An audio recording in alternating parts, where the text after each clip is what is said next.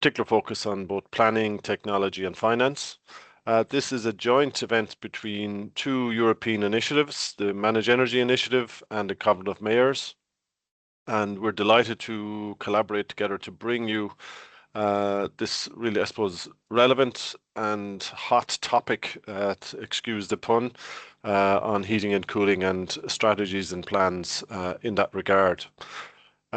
We have a wide range of speakers to present you today. I'll introduce each of them individually just before they speak, but we have both European dimension in terms from both the Commission and from SENEA. We have a finance perspective from the European Investment Bank, and then critically we have insights from local and regional energy agencies on what is happening at a local and regional level on the ground. So translating European ambition, European policy into reality at a local and regional level. Just to briefly, I suppose, give you some context behind today and where and why ManagEnergy and the Covenant of Mayors are collaborating on this critical issue. So for those that aren't aware, ManagEnergy is a European initiative designed to support local and regional energy agencies all across Europe, of which there are 350 approximately, with over 3,500 staff working every day on delivering sustainable energy efficiency and renewable energy actions on the ground, working with local and regional energy agencies. And the Managed Energy Initiative is there to support those regional energy agencies through capacity building, peer exchanges, networking, and ultimately trying to boost the ability to mobilize investments in energy efficiency, renewable energy, and sustainable energy across the regions, across the cities in Europe. How ManagEnergy does this is it delivers a range of tailored services to those local and regional energy agencies and indeed their local and regional authorities. Critical to that is our master classes, which are 3-day training courses on particular topics. And you will see in a moment that we are planning one on heating and cooling. These master classes cover topics including one-stop shops, energy communities, financing and market facilitation. We have also running a wide range of expert missions where we've sent experts out to work with local and regional energy agencies and their stakeholders to develop strategic responses to needs in their regions. We run a wide variety of managed energy talks, and the next one will be coming up during European Sustainable Energy Week next week. We've just finished our work shadowing program where 50 individuals from energy agencies across Europe have spent time in local and regional energy agencies understanding how they operate. And today is one of our many online seminars. And two upcoming events and call outs for you is that we have applications being accepted for our next masterclass on one-stop shops. So deadline is the 10th of December. And we also have an in-person workshop as part of the World Sustainable Energy Days in Wels in Austria on the 25th of February. And again, the support available through ManagEnergy and Upper Austria Energy Agency to support your attendance at that workshop. So visit our website to find out more. And again, further masterclasses on energy communities and heating and cooling coming in 2026. And as I mentioned, we're collaborating with the Covenant of Mayors, and the Covenant of Mayors is working with both at a European level and indeed globally with mayors and politicians and cities all across Europe looking at particular topics. And they have had a very successful campaign focus on the city heat detox campaign.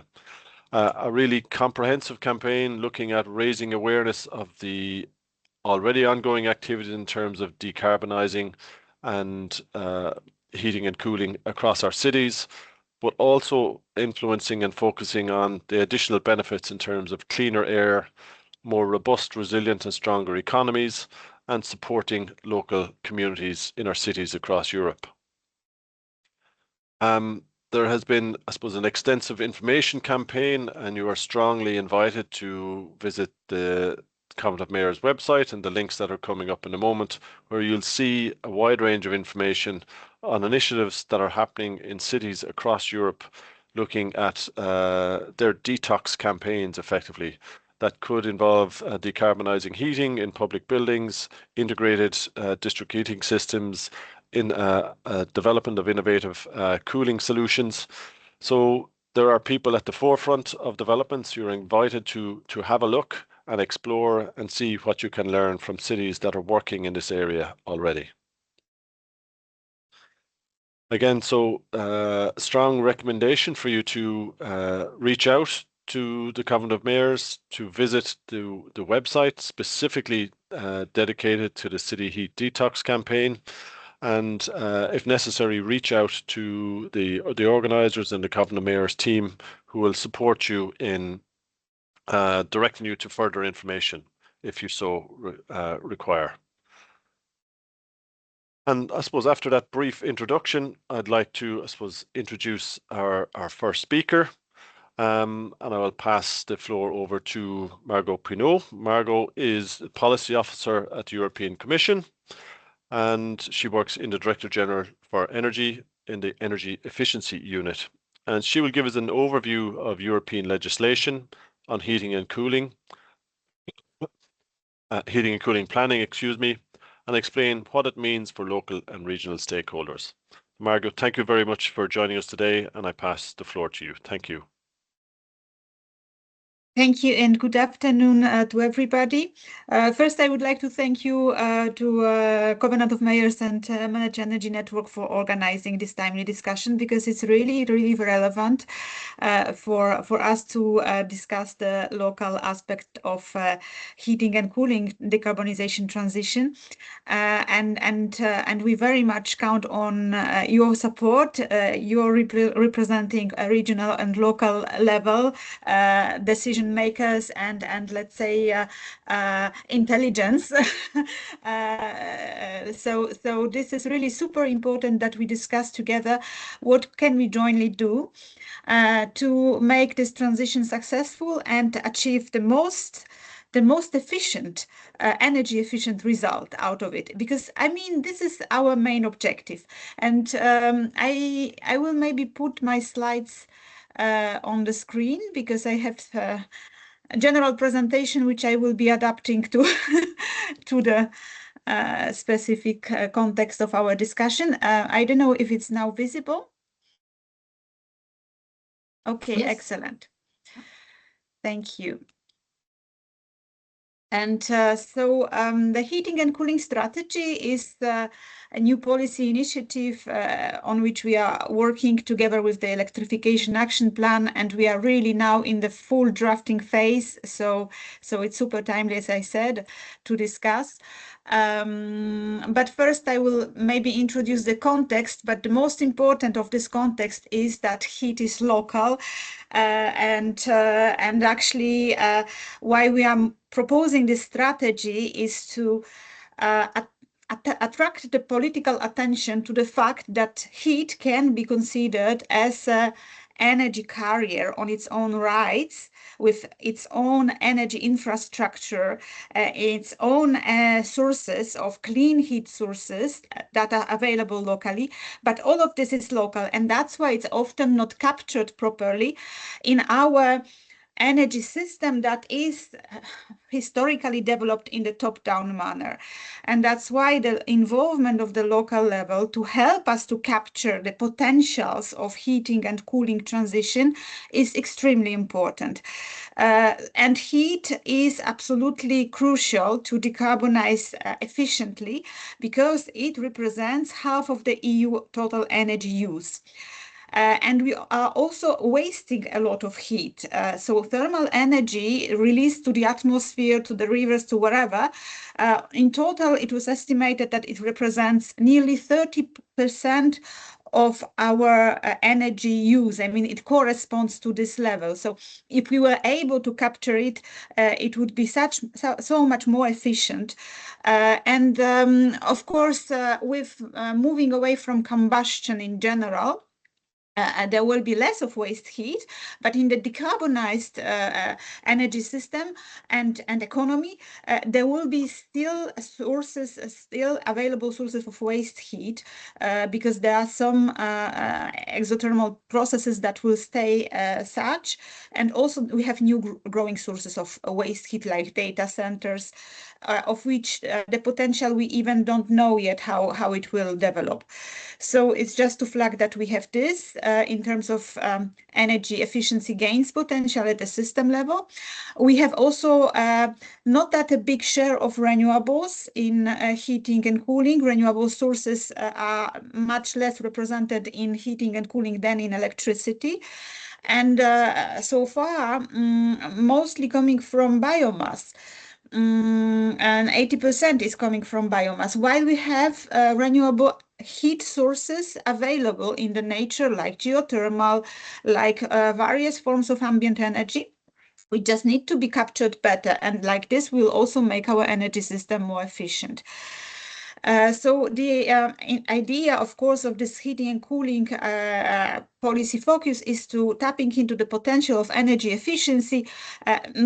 Of course, first of all, at the end use sites, so in the buildings or in industrial processes, that's to start with, because that's energy efficiency first principle. We first need to reduce the heat demand. And then we need to also think how to efficiently combine various technologies, various infrastructure, and various clean heat sources that are available locally, so that we drive the transition towards affordable and resilient and efficient energy system of the future. So that's its introduction. And as you can see here, heating and cooling is extremely diverse across member states. We see larger or smaller shares of renewable sources already integrated in heating and cooling. And we have, of course, very supportive regulatory framework already to drive the transition. Yes. And I will stop here longer, because as a new element of the regulatory framework, the Energy Efficiency Directive recast introduced a local level heating and cooling planning. And this is a new obligation which will be put on regional and local authorities with a number of inhabitants over 45,000 to prepare such a plans, how to drive the transition of heating and cooling locally. There is not much more said in the directive about this local heating and cooling plans, and so far the Commission didn't develop more specific guidance, because the Commission cannot be prescriptive about how to drive this, how to develop this planning, and how to well incorporate this planning process in the existing planning frameworks and processes. Still, we are looking carefully at various examples of best practice that already exist in some front-runner cities, in front-runner regions. And here I first ask to you to gather these best practices and bring to us, because that will be very informative, because we also think about sharing them in the format of a guidance or supportive tools for those that are not yet implementing this planning and that don't know how to approach basically this exercise. And the second thing that we already have from the beginning in the Energy Efficiency Directive is the comprehensive assessment at national level of heating and cooling, which now will be integrated in the national energy and climate plans. So it's an iterative exercise that member states need to carry out every 4 years, and now it will be incorporated in the governance framework, so in the NECP. So in every update or of national energy and climate plans, this comprehensive assessment need to be then incorporated as a part of the NECPs. And here we also need to work and think about the good feedback loops between the national between the local and regional towards national level, so that the planning that is done at local level is really feeding into the national level assessment of heating and cooling in the NECPs, and that, as said, the feedback loops are well developed, and also kind of strategic policy attention and investments is channeled towards the investments and the transition basically pathways that are planned at local level.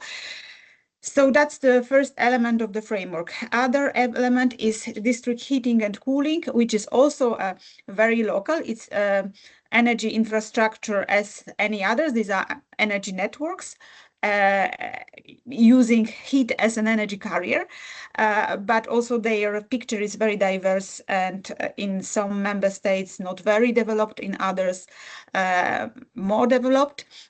Here again, we cannot be very prescriptive, but we have a clear picture how these systems need to decarbonize to use fully the local potential. So increase the share of renewable heat or waste heat available in the territories in order to decarbonize the heating and cooling supply to district heating. And this is, as you see, progressively stepping in until 2050, when the heat supply to district heating and cooling need to be fully based on renewable heat or waste heat. And in that way, we drive the decarbonization of this sector. Moreover, the Renewable Energy Directive is setting the national level targets for heating and cooling shift to renewables with binding target of let's say less speed of increasing the share of renewables per year, and also non-binding target for increasing the share of renewables in district heating and cooling.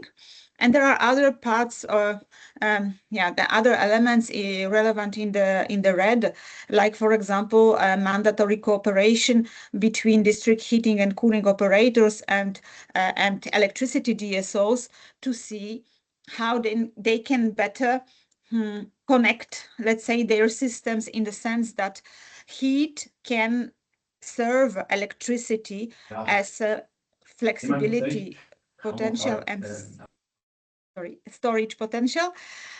So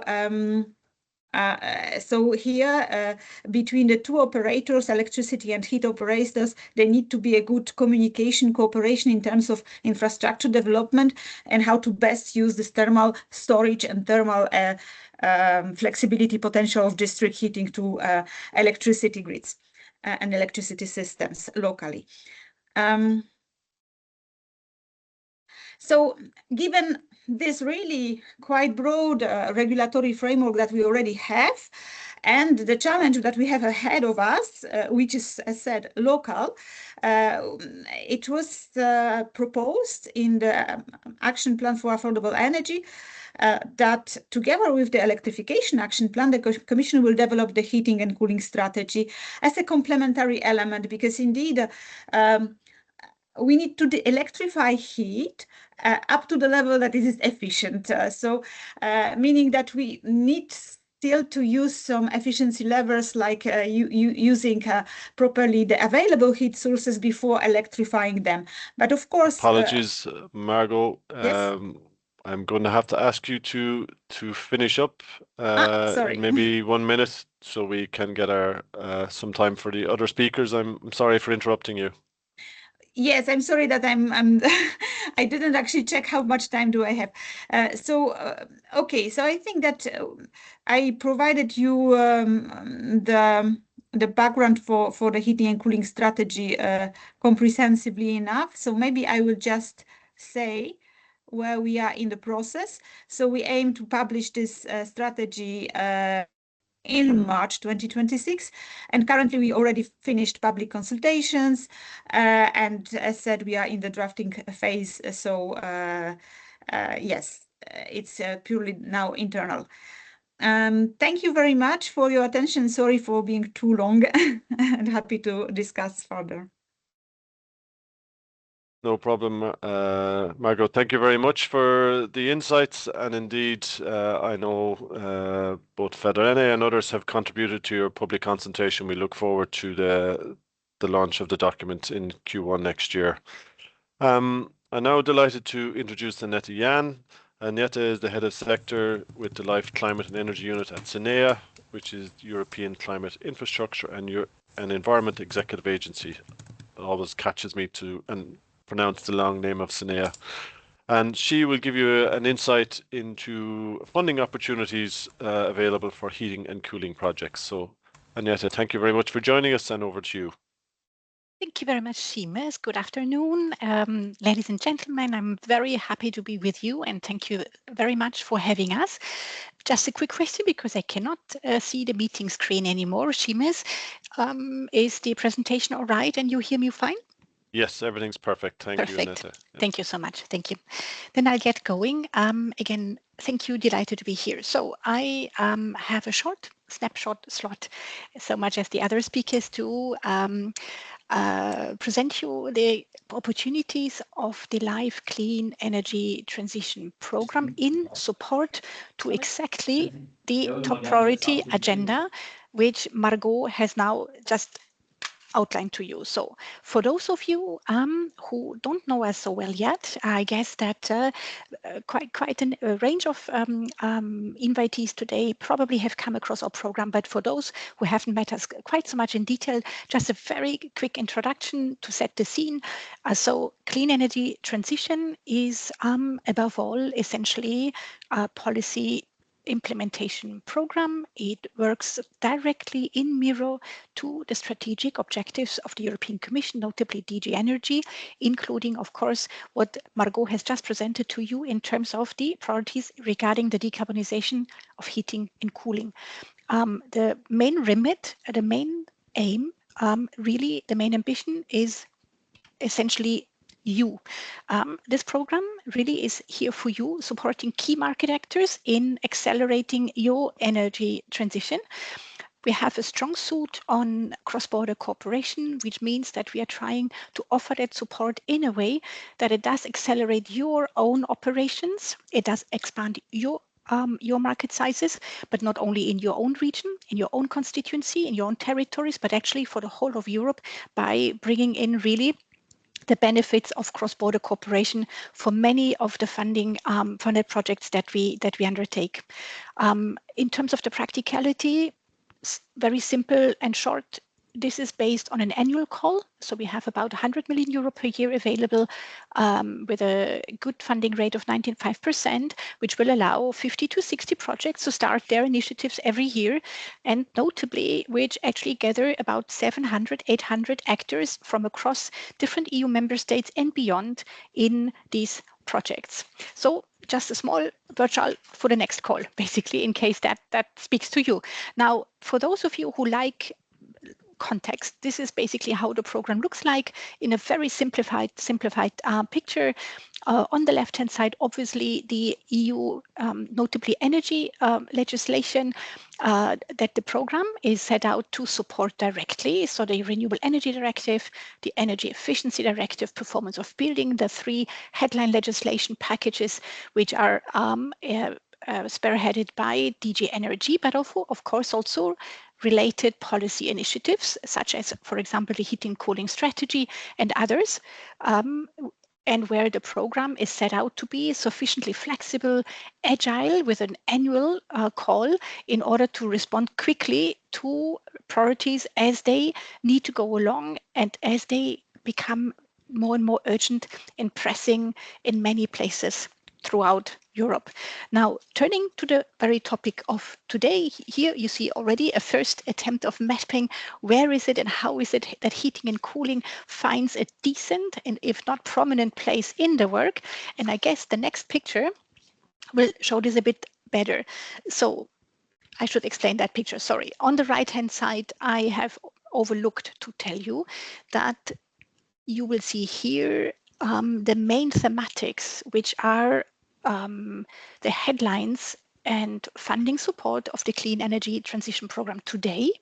And yes, you see the headline on heating and cooling, but of course, you'll see a set of other headlines which are interrelated, but which have their funding in their own pathway, such as direct policy support, our work on one-stop shops, the important work on skills, the important work with industrial actors, energy communities, the local work, urban and cities and regions, and transversally mobilizing investment and private finance. Now, turning to the support for heating and cooling, yes, heating and cooling is a top priority for the Commission, as we just heard. It's a top priority for your governments, I would imagine so, for your businesses, for your building owners, and in not the least, for your citizens. And so, in the same way, it is also for the Clean Energy Transition Program. The support and recognition for heating and cooling as a segment and a part of the energy system which really needs a tailor-made approach has been growing over the last couple of years, I would say. And basically, we've adapted the program quite strongly in that direction. And so the Clean Energy Transition Program supports heating and cooling actually from several angles, basically addressing multiple barriers in a specific way in order to really create forceful support. Here you can see the topics which are clearly earmarked to support heating and cooling, while of course we recognize that heating and cooling is so transversal that it obviously has also a place in other topics, but very prominently and very forceful in these topics. So shortly to explain, so here we have the support on the local heating and cooling planning that Margot just mentioned, Article 25. However, here I would like to say that what we are trying to do with the program, basically trying to advance the policy agenda, trying to advance the strength and force which can be delivered at local and regional levels, is to basically go beyond even legislation. And which means really we're looking at ambitious, deeply integrated local heating cooling planning efforts and trying to not only have the first good practices being established in the different member states and under different conditions, but also basically really highly ambitious models which can also serve as blueprint for other actors to follow or to copy, to recycle, to be inspired. On the right-hand side, mobilizing investment and finance. This is one of the strong suits of the Clean Energy Transition Program. Here, we are really offering the technical assistance for investment pipelines, including obviously heating and cooling. However, can also typically, of course, be complex mixed assets that we are trying to support. This is really technical assistance for every step of the way of launching investment. I'll be very short on this one here because I know that Dinesh, our colleague from the EIB, will be speaking after me, who will have a whole presentation devoted to technical assistance. The principle is very similar. The functionalities and the type of investment which can be submitted in the Clean Energy Transition Program are slightly different from the ones of our colleagues in ELENA, and this is why they run very well in complementarity, but obviously investments such as in district heating, network modernization, industry, building renovation, implying obviously a reduction of heat demand or a switch of the heat supply, can be perfectly suitable for formulating larger investment pipelines, which may need, in terms of the support, a certain phase of technical assistance. If we now go more to the segment. Yeah, running out of time. A time warning. Yeah. Good. Then I'll just finish up here, just on that slide, and I'll show you a signpost on what's there for you as a reading afterwards. Then we have our work on the more segmental markets and actors in heating and cooling.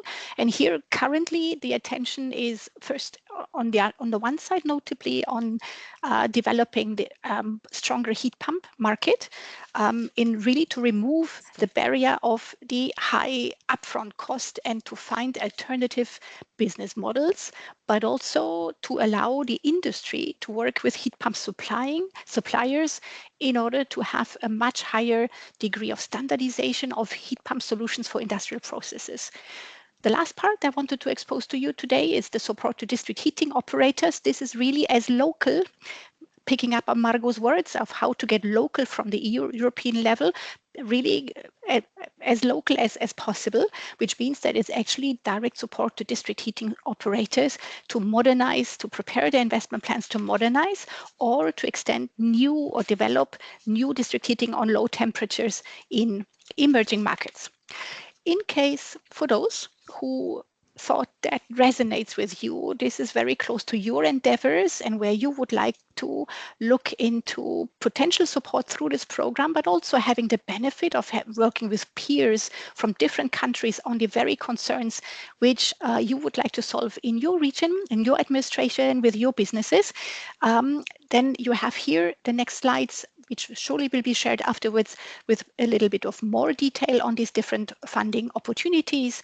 Here, in case you're wondering whether you might find one of those beneficiaries, one of those champions who's already engaged in our projects nearby your place. Here you have a scale of the operation, how many district heating operators, how many one-stop shops, how many professionals have been trained already thanks to the program, and with a likelihood that you might find a peer to have first conversations with and engage to actually see whether the opportunities would be something which brings your agenda forward.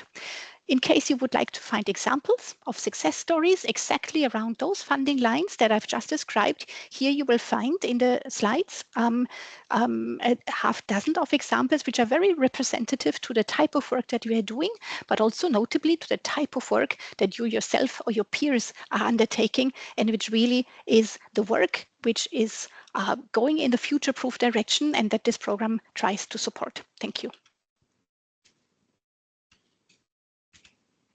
Annette, thank you very much for the comprehensive overview, and indeed lots of good case studies and examples for you to explore, and we will be sharing the slides. We do encourage you, if you have any questions, to share them in the chat. I do know Annette has to leave for some urgent engagement, but we will collect any questions and direct them to Sinead if necessary. So thank you, Annette. And now I would like to keep on the funding and the financing team and pass over to Denise Rodriguez, who is coordinator of the Elena facility in the EIB and also senior energy expert in the European Investment Bank. And he will present you some insights into support available through the EIB for heating and cooling. Dennis, thank you very much. Thank you so much for the introduction, and thanks to Margot and to Annette, because they provide me the correct framework and potentially also have explained some of the things that I wanted to present, so it will make my life a little bit easier. I will try to go out through the slides and try to comply with the time that was made available, and then at the very end you will find out an email address, and if later on you have any questions or there is something that was not clear, also feel free to reach out to me in parallel after the meeting. So a very small part, the presentation has typically two parts, one on EIB lending, what we finance, and then another one in terms of technical advisory, which is quite complementary with what Annette has already explaining. Here we have the figures of the evolution of the EIB lending to the energy sector during the last 12 years. So it started relatively small with a volume of close to 4.5 billion euros back in 2012. And last year we have achieved a lending volume to the energy sector of close to 27 billion euros, where the majority of that is support to the deployment of renewable energy sources and with a quite strong component on energy efficiency, as you can see in this first graph. But as we are talking about heating and cooling, I was looking a little bit more in detail into the statistics. And if we compare the energy efficiency lending, where district heating is included, with the amount of lending to district heating and also to CHP, because in terms of statistics, that falls in the same category, we realize that the numbers of lending, at least last year, they were not that high. We are talking about 300 million euros. These may not be accurate because we also have intermediated operations in which we have commercial banks in the different member states then providing lending to other entities. And it may happen that we may have also some support to small-scale district heating and cooling networks throughout intermediated lending. So this is an indicative figure, but I think that is relatively conservative. In terms of lending, heating and cooling is included as part of our eligible investments. This is something that we can support with the objective of decarbonizing heating and cooling supply. Typically, this is based on, let's say, carbon-free technologies, mostly heat pumps, also biomass, and so on. It's also true that we can still support, as you can see in this print screen from the AB energy lending policy, we can still support gas-fired, or three-generation systems if the emissions are below 250 grams of CO2 per kilowatt hour of electricity. So there are certain rules in terms of eligibility of what we can finance, which are fully aligned with EU policies and with different EU instruments, directives, and regulations. But let's say carbon neutral district heating and cooling systems, this is something that we can support. Considering that in terms of the audience, we have representatives from cities, energy agencies, and so on. I will need to talk a little bit about the ELENA facility, which we are running on behalf of the European Commission since 2009, with a quite vast portfolio, more than 200 projects as of today, close to 365 million euros of grants allocated to different projects, leveraging more than 12 billion euros of investments. I will not I will not comprehensively go throughout the following slides. I will go through them in a very fast way. So if you have questions, then I can answer them at the very end. So typically we aim to provide support to local authorities and also private entities to overcome barriers, lack of technical capacity, lack of resources to implement energy efficiency related projects, with the objective of establishing the knowledge and the capacity at the local level to implement energy efficiency related projects. We also have an aim of ensuring market replication, and like this we look to projects with a minimum investment of 30 million euros, but these can be aggregated projects with from more than one investor. And the main feature of the ELENA facility, which we also share with the PDA managed by CINEA, is the existence of a minimum leverage factor that should be achieved, 10 for transport-related projects and residential projects, and 20 for the remaining ones. And if that leverage factor is not achieved at the project end, there is a clawback possibility, and the money may need to be returned to the EIB versus European Commission. ELENA finances up to 90% of the eligible costs and works on a first-come, first-served rule with a budget allocation of roughly 40 to 50 million euros per year. This is how we calculate our leverage factor, is the sum of the eligible investments divided by the ELENA grant. We can apply typically almost all entities in all the EU member states, as I was mentioning. And regarding eligible sectors, as you can see, we can support district heating and cooling networks, and this includes both the construction of new networks as well as the rehabilitation and decarbonization of existing district heating and cooling networks. As part of the eligible costs, we have costs for internal staff and external experts. And this is how the application process typically happens. It starts with the pre-application, 5 pages document that is assessed by us in terms of potential eligibility. If the project is considered as potential eligible, we will move to the application stage, in which the entity that is applying should fill in a more detailed document, explaining the type of investments which are expected to be mobilized, the technical assistance activities which are expected to be financed by Elena. We will receive the first draft application, we will provide comments, we will tell you this cost is not eligible, this cost is overestimated, the justification is not good enough, we need to work here, we need to work there.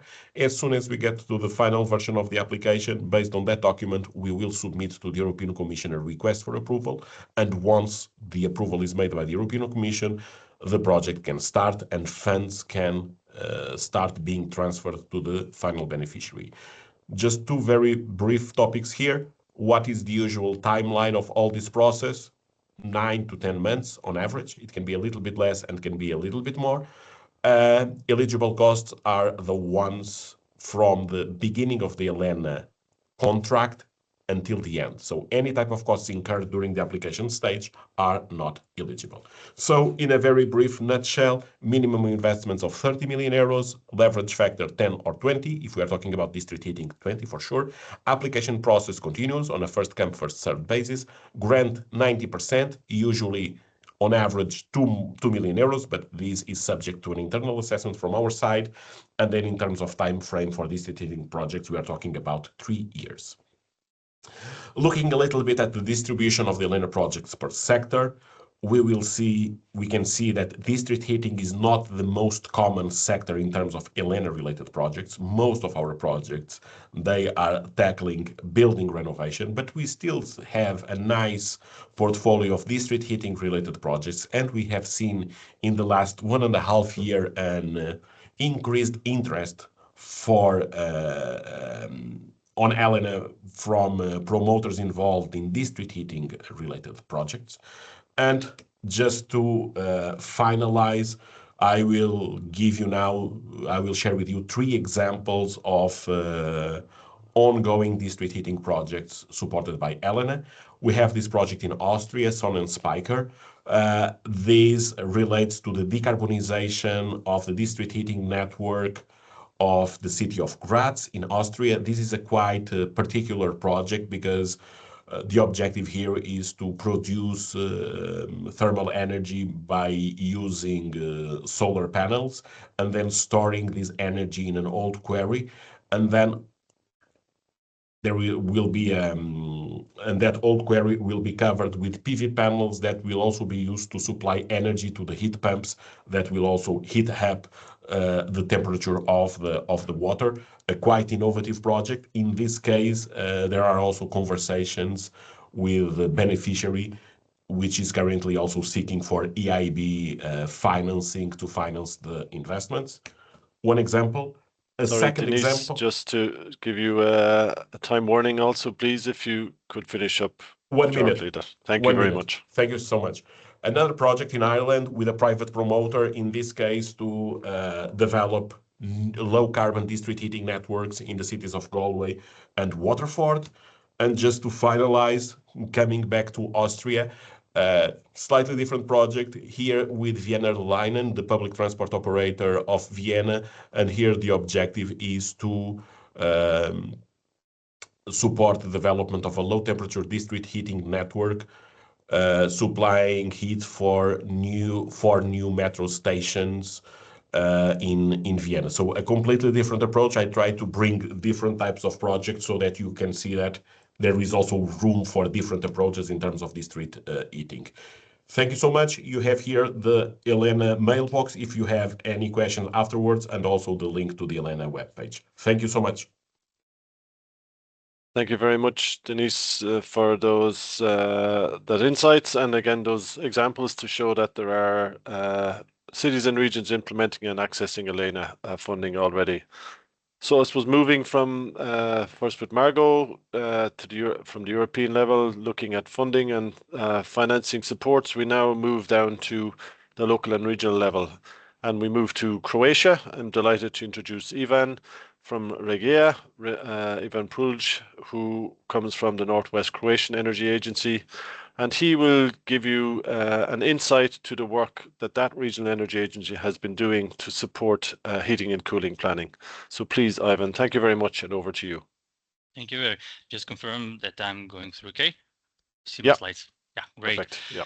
Many thanks for the invite and the opportunity to share what one of the energy agencies on a European level is trying to do when talking about heating and cooling planning. I'll start my presentation with stressing one factor, and that is Regia has communicated a lot with many cities all over Europe for last few months, and basically a few very similar questions have emerged.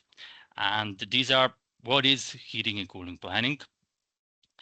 What cities need to do? Are there any tools and guidance? Are there any good practices? And how energy agencies can help. So today I'm talking about on behalf of the consortium of the Life Escalate project, and the project deals specifically with the planning itself, and it's trying to help cities and municipalities to draft the plan and to develop the plan itself according to the EID directive. So just a reminder, Ms. Margot stressed as well, member states must ensure that cities above 45,000 need to have heating and cooling plans by 2026, but she also mentioned that there is no EU methodology, there's no standardized procedure or template that could help cities. There is lacking also national guidance or support how to execute planning, and unfortunately, very few good practice examples exist. I need to stress that there are some good guidances. For example, Germany has very good heating and cooling plans already in place. They have developed these plans a few years ago, so we are learning from them. But in general, in Europe, this kind of experience is missing. So what are Escalate project goals? Is to develop a standardized template, to test this, to promote it on a national level, and to promote it on the EU level as well. On top of that, we are developing the online training program as well, specifically for the energy agencies or other institutions that will develop the plan itself, or for local authorities that have internal capacity to produce this kind of documents themselves. And to pilot and showcase whether this standardization process, this template and guidelines are okay, we plan to do 12 heating and cooling plans for 12 cities in 6 EU countries. And basically this map shows you what countries are involved in Escalate project. So we, on the darker green, we represent more, let's say, advanced senior partners, know-how partners that are transferring the knowledge. I mentioned Germany as one example, and there's lighter greener parts of the Europe and countries are places where we plan to pilot standardized templates and guidelines. And all of these documents, templates, guidelines, and programs will be done on these languages shown on the far right. So I think 9 overall languages will be available. So what kind of materials, again, will be available under Escalate project after May 2026? Next year, we will produce a template. So it's a kind of structure what a heating and cooling plan it is. And it will have internally a short guide and instructions how to really use the template. If you want to know more, at the same time, in May 2026, we will produce a guidelines and we will make them available online on the web page. It's a detailed manual on how to use the template itself, how to collect the data, how to analyze the data, and how to do the planning itself. And I already mentioned the training program. It will be available latest on April next year, so sooner than these templates and guidelines. And it's a learning platform with videos explaining what the guidelines are really saying at the end.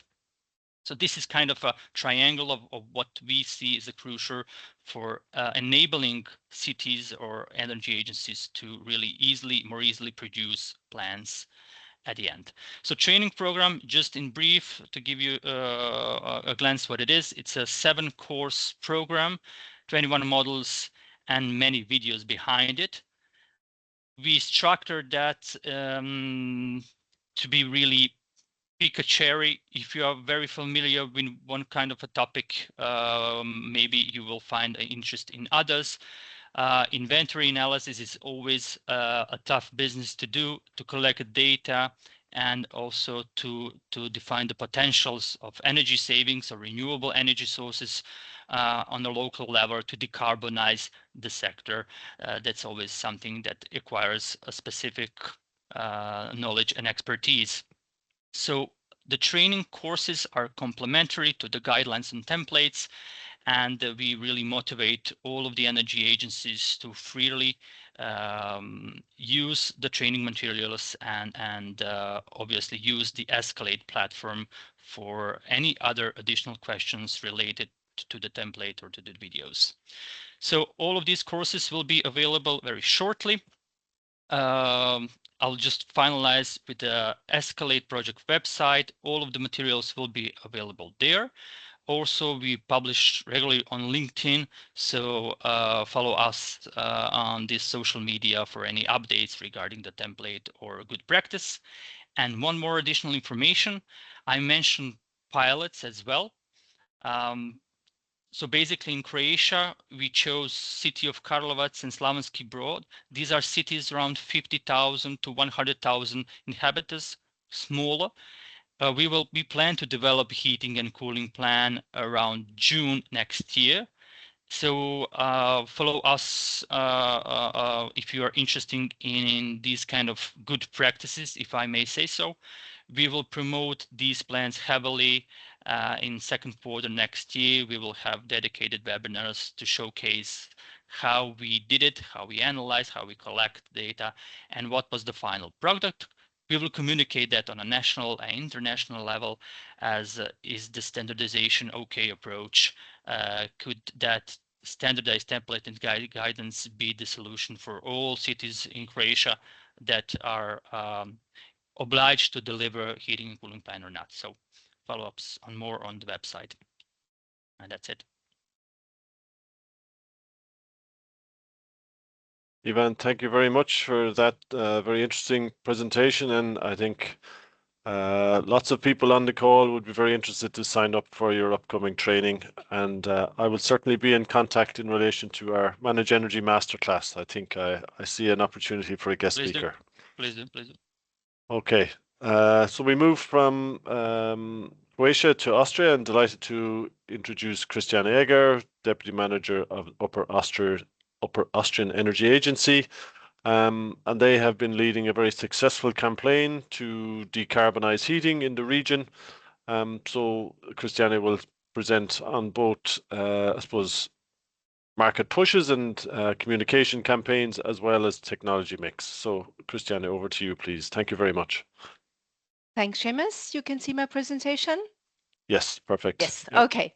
So I'll give you a quick run through our activities around clean heating. I'm just trying to start my timer, but it didn't work. So I'll have to rely on you, Seamus, to give me the signal.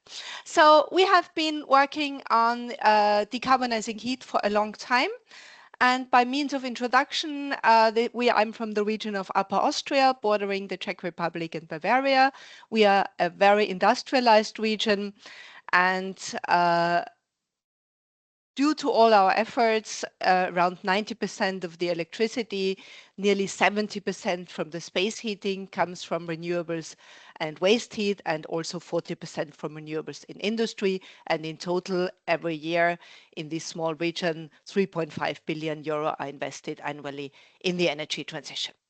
Our agency is the Regional Energy Agency. We work for the different sectors, like many of us here, with a range of our programs. Now, in terms of results, I start with those. So in the last 20 years, as you can see here on my slide, more than 40% of the greenhouse gas emissions from buildings were reduced. And what is really important and interesting in this context, half of this came from energy efficiency and the other half came from renewable heating. This is data from our National Environmental Office, which shows very clearly how these two things are complementary and actually contribute about the same level to the decarbonization. We believe that it's good to have more than one option. That is why our heat decarbonization stands on these three legs. Wood pellets. So these wood pellets are a byproduct from waste from forestry and sawmills. So this is a clean and local energy source. Then, of course, we have heat pumps, and then we have district heating from bioenergy and from waste heat. In terms of numbers, the picture looks like this. So bioenergy, including the 350 bioenergy district heating network, accounts for around 30%, district heating from CHP around 20, heat pumps around 17, and the rest is gas, oil, electricity. We don't have coal heating anymore. How was that done? How was that achieved? We use an approach which we call carrot, sticks, tambourine, and a skateboard. So the four pillars upon which we rest. So funding, obviously the carrot, stick, the regulatory, tambourine, the information, the awareness creating, and the skateboard is the innovation. We need all those four for our process. I have here a slide with the different programs. I don't have time to go into them into detail. So we give funding for renewable heating based on strict quality criteria, 100% for low-income households. There are dynamic and ambitious standards for building envelopes and technical equipment. Oil and gas heating is banned in new buildings. We have a range of information and training programs, and we do innovation support for businesses through our business network. I would like to start with something that is really important to me and which is very often overlooked, which is market segmentation. Not everyone is the same, and especially in heating markets, this is even more true. People are at different levels. Market segment are at different levels, and these levels require different instruments, different funding levels, different communications, and different other policy measures. So it's really key to be aware which target group are you addressing with which of these means. I have one example from a campaign we did a couple of years ago, Adieu. So oil heating is really something is on the out, and only late majority and laggards are now heating with oil. So these are people for whom all the other measures have not worked.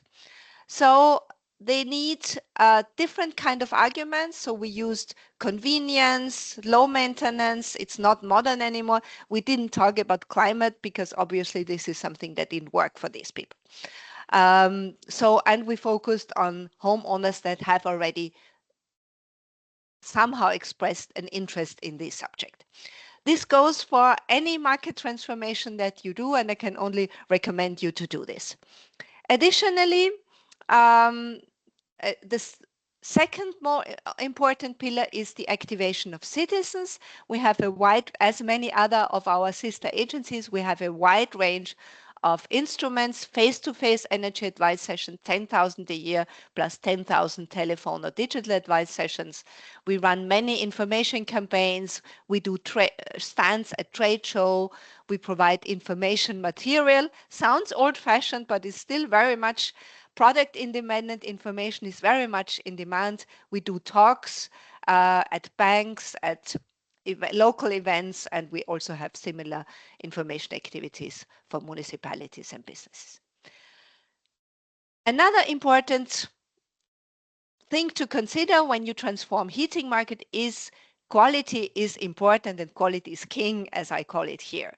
So we have in our funding program and also in our regulation strict emission and efficiency criteria for heat pumps, for district heating, for pellet boilers, because it will not help anyone to install not so performant equipment. We are aware this somewhat increases the costs, but in overall term, low quality equipment will not help anyone in this transformation process. So quality is key. And the last one is working with the businesses in the sector. Sometimes agencies or the public sector is a little bit reluctant to work with businesses, but they are the ones who are out there. So it's very important to work with them. We have a network for that, which is called the Clean Tech Cluster. We have all the different renewable energy efficiency and related companies, service providers, researchers. And what we do is we think in value chain. So it will not help if you talk to people about fancy operation measures if no one is installing this. So it's an obvious thing, but it's good to keep this in mind. So these are 4, let's say, key things I want to share with you. Most important always is find good narratives. So you have to understand and quantify and communicate all the benefits. So beyond climate protection and beyond cost savings, renewable heating has a lot to offer. Market segmentation, which consumer group is most likely to be activated? How can you reach those? Work with installers and other relevant businesses in the heating market. Offer them information, cooperation, and training. They are critical. Communicate. So this is what energy agencies do anyway. And if we do policy advocacy, try to promote packages approaches, so the combination of carrot sticks, tambourines, and skateboards. And I would like to end with an invitation. Seamus has kindly already mentioned this. We will be organizing a Manage Energy workshop in the context of our annual conference, the World Sustainable Energy Days, end of February in Wels in Austria. Applications are still open for energy agencies and public bodies. We will be able to cover part of your travel costs, and you can join us for a very big international event where there's also a trade show. And we had a similar event 2 years ago on a different subject, and I would like to end my presentation with sharing these pictures with you. Thank you very much.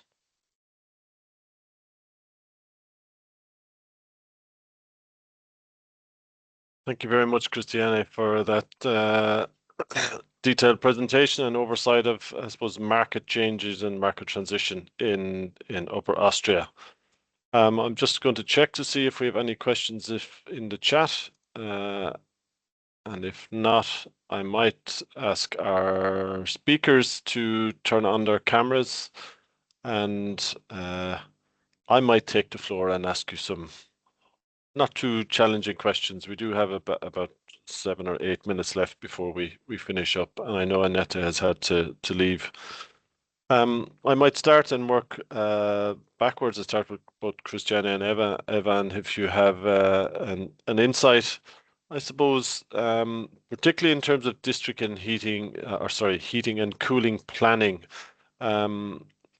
I think when you mentioned the lack of availability of tools or frameworks that are out there, but are there any best practice examples of other tools or approaches that you have seen in your work in supporting that transition and that thinking of municipalities and local authorities to look at their heating and cooling planning and strategies? So maybe first to you, Ivan, and then to Christiane.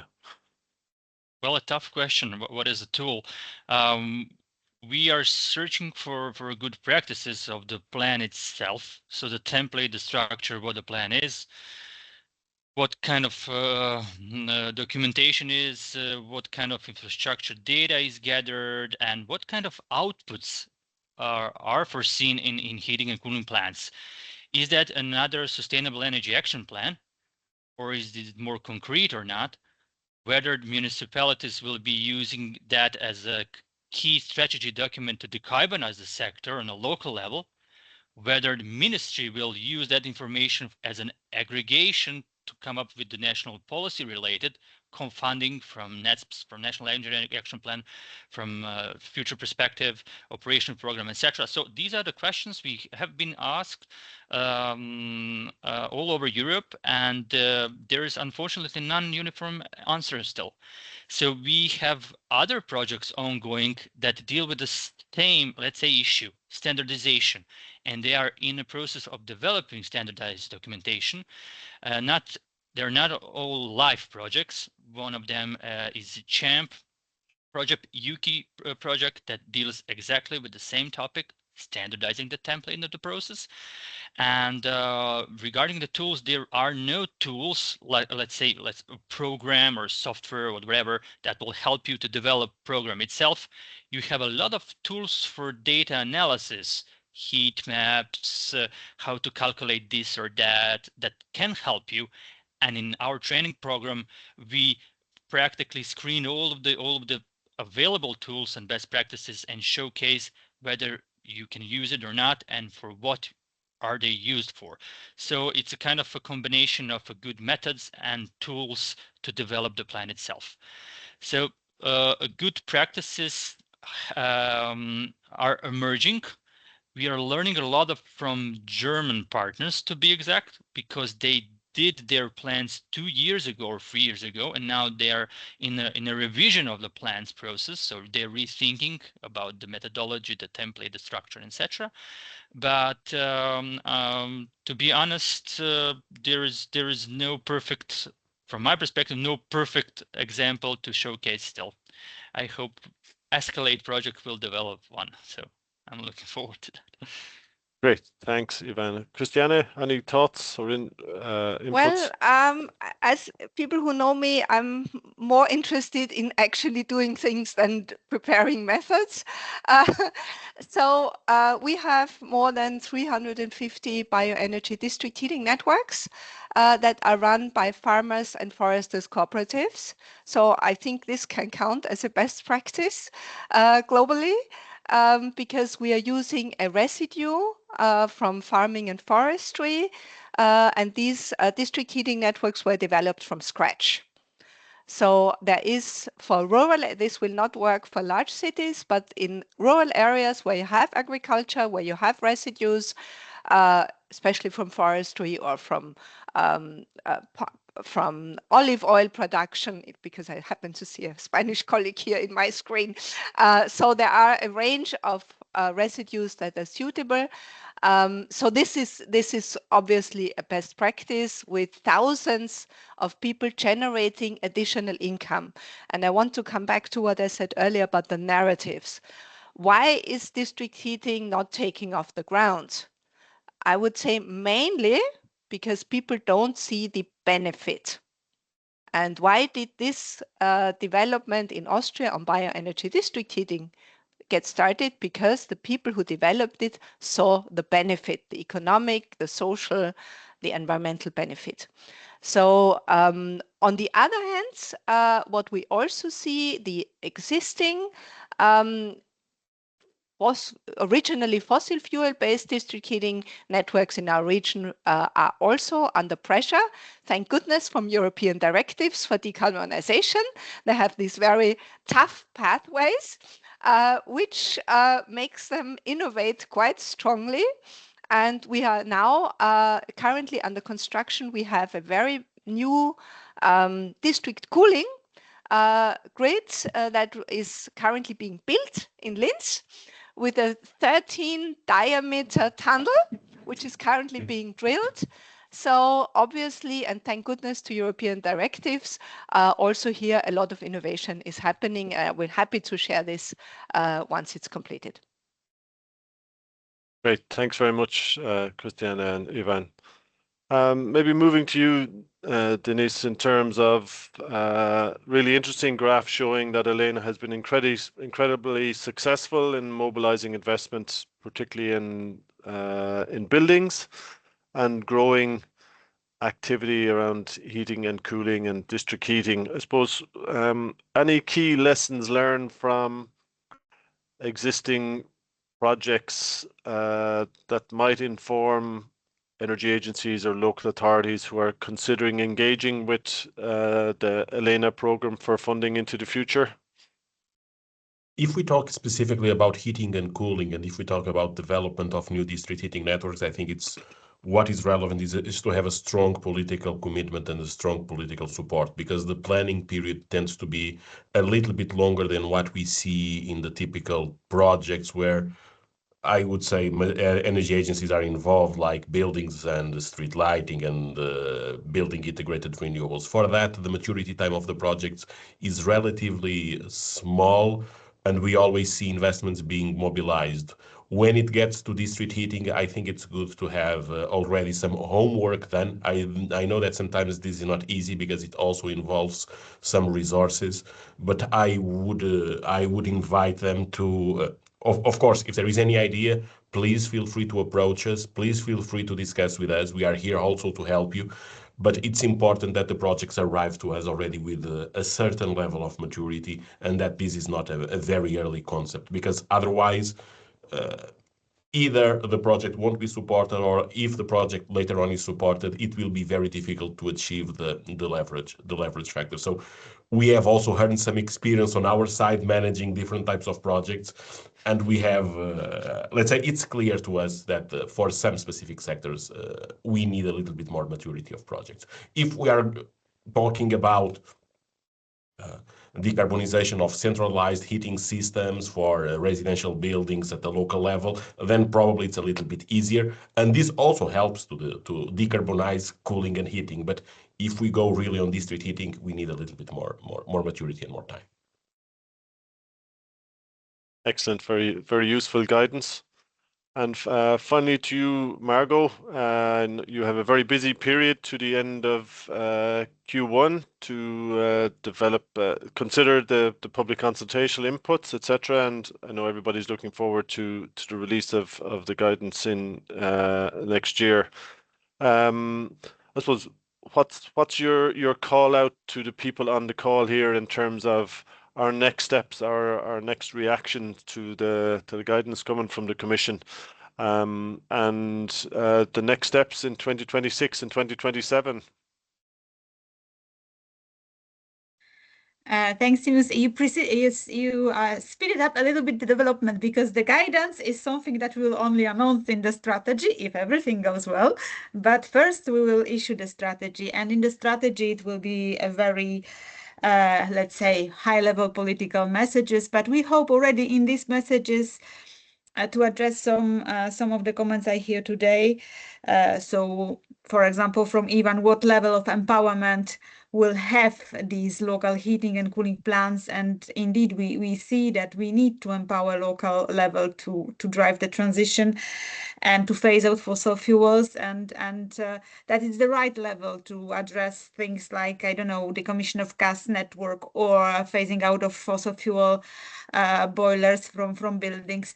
So in somehow, local level municipalities, local public authorities, regional public authorities need, I mean, they are best informed what alternatives, affordable and sustainable alternatives for supplying heating and cooling to households are available in their territories. So this empowerment, I hope, will already be coming through the strategy. And as you mentioned, Seamus, the next step would be the guidance.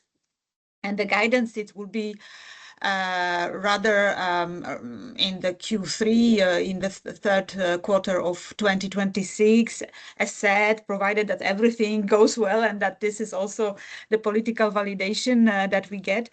And here, no, absolutely, as I already said, we will be working together with you, gathering all the intelligence from the ground through the projects that you are participating in and through your ManagEnergy network and Covenant of Mayors, so that we can learn from each other, because the practices are different and they are front runners, and we clearly see this. And I don't know, Christiane very, very nicely presented how innovation is driven on the ground with our directives, and this is the effect you would like to see, how to best use, our local potential and make our energy system more resilient by reposing it on local resources and local infrastructure. So yeah, that will be certainly the storytelling we would like to reflect in the guidance.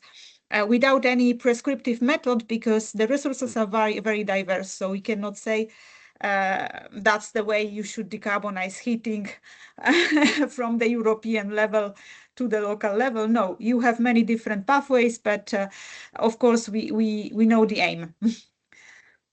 Very good.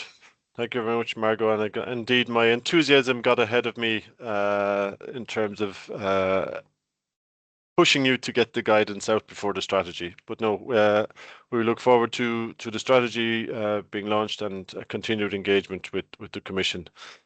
So I'd like to, I suppose, bring this seminar to a close. To thank you all for attending. To place a particular thank you to Margot, Annette, Denise, Ivan, and Christiane for taking the time to prepare and to present today. To thank you all for taking the time to attend.